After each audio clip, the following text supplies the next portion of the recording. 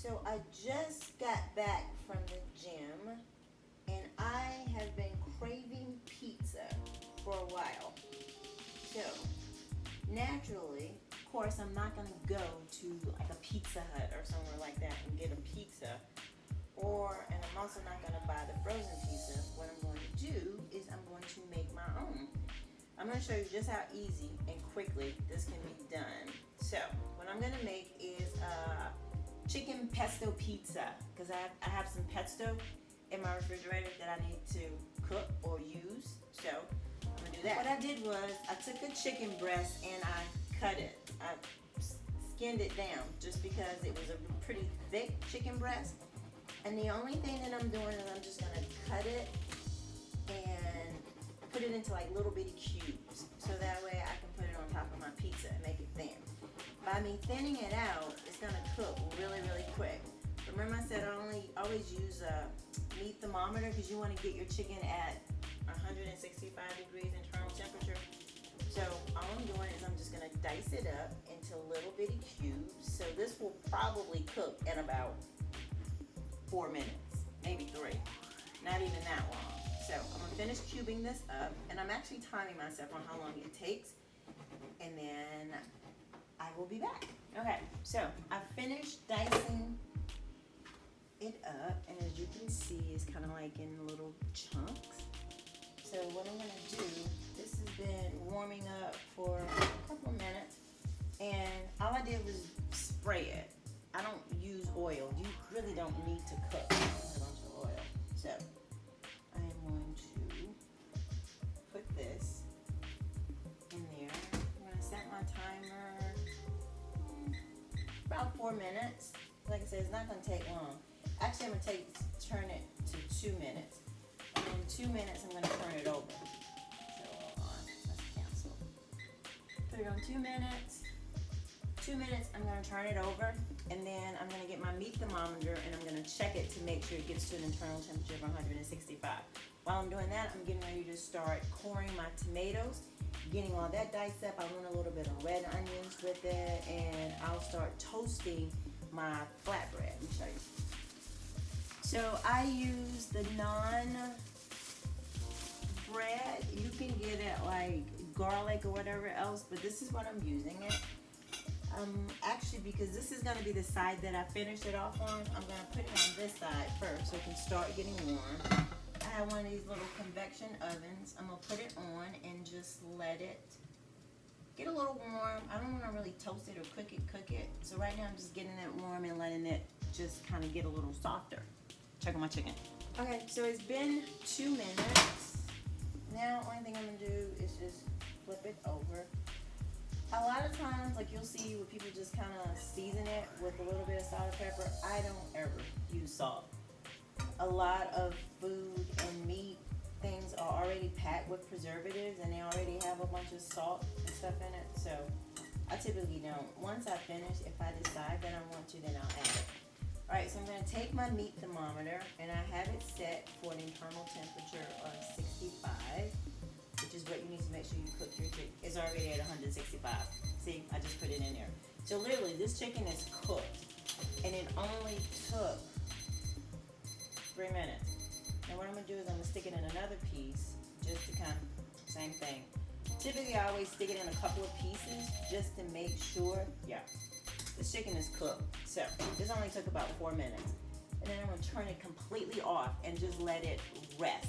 That's going to keep the moisture in it, but it's not going to dry out. So now I'm getting ready to check on my bread, finish dicing the tomatoes, add a little bit of cheese, and finish it up. For the seeds, I'm going to scoop all of that out because that's what's going to go in my tomato. And I don't want my pizza, and I don't want my pizza wet and soggy. I'm just going to scoop this out. Now, mind you, this that I'm taking out, I'm not going to throw it away. I'll mix it in something. I don't know. Whatever I decide or figure out I'm gonna do it, I'll let you know. So, there you go. So now, only thing I'm gonna do is I'm gonna dice this up. So pizza, pesto, and I'm actually getting ready to put some Parmesan or some mozzarella cheese on the pizza for the bread while it's toasting, because it's been in there probably about 2 minutes now. Just at a really good pace. I'm gonna layer it, the chicken on it. Now it's time to put everything together. So let me show you. So I took my chicken and I diced it up, and I'll probably shred a little bit more, but either way, I diced it up to match the size of the tomatoes. And so now the cheese on here is melted, if you can see it, and it's toasted and it's brown. So literally, the only thing I'm gonna do, this is my pesto. This is actually like, I got this from Trader Joe's. This is pesto and quinoa. Excellent. So it's a mixture of pesto, quinoa, which is going to give me a little bit more fiber. It's going to thicken it up. And the only thing I'm going to do is just take it and spread it on this pizza. Now, literally, even though I've been doing this for a minute, my time sequence, I'm probably at about 10 minutes, if that long, give or take, from how long I've been doing it. I'm going to spread the pesto on there. Then I'm going to layer some chicken.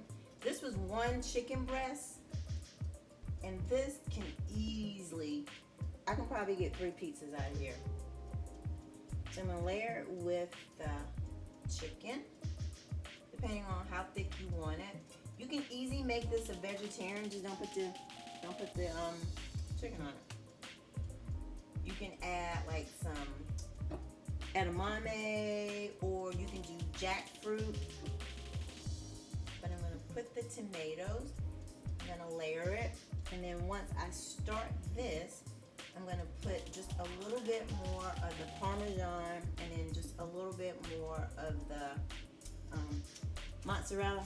So I'm gonna put a little bit more of my Parmesan cheese on top. Because remember, pesto and Parmesan go really, really well together. So I put that on there. I'm gonna add a little bit more cheese to it. Not a whole lot. Not a whole lot.